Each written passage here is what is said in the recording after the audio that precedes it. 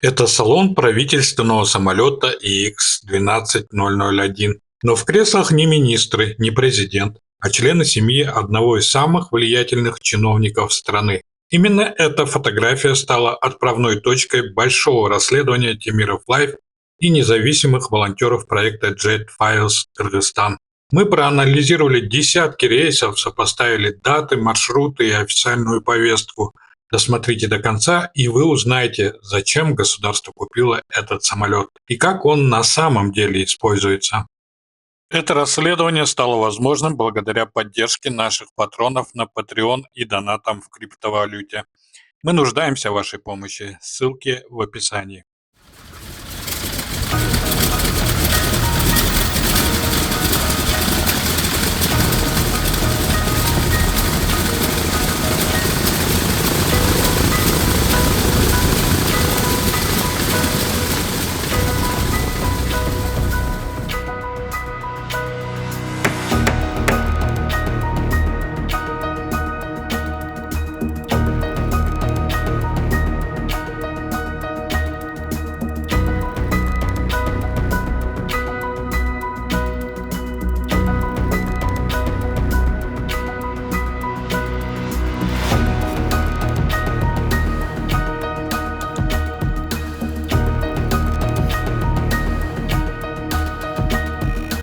Октябрь 2023 год.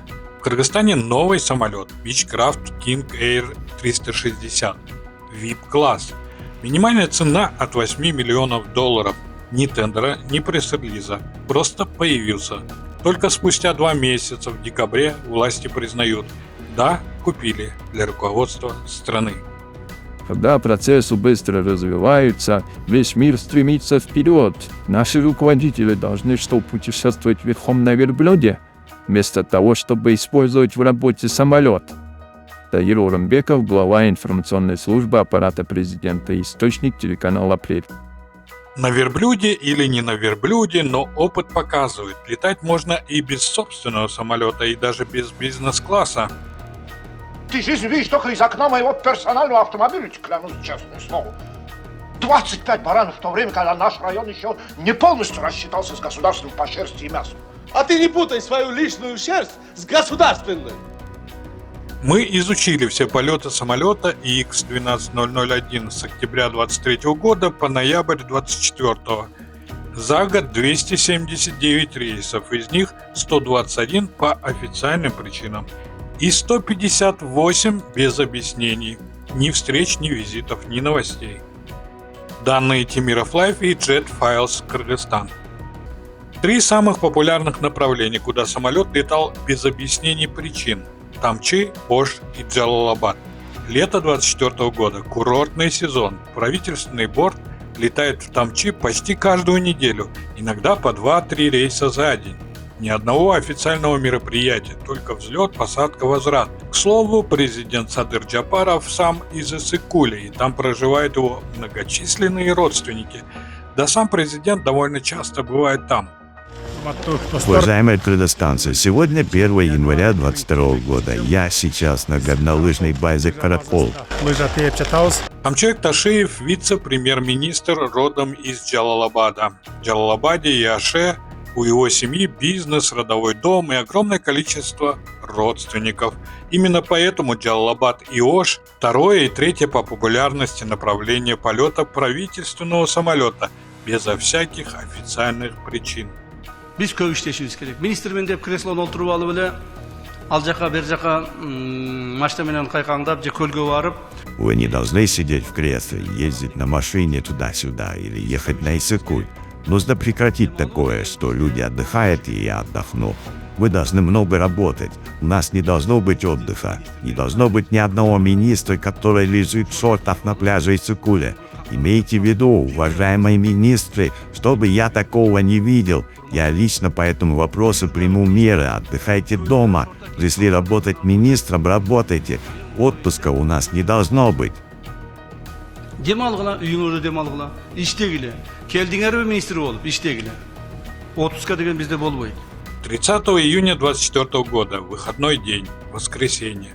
Правительственный самолет летит в Джалалабад.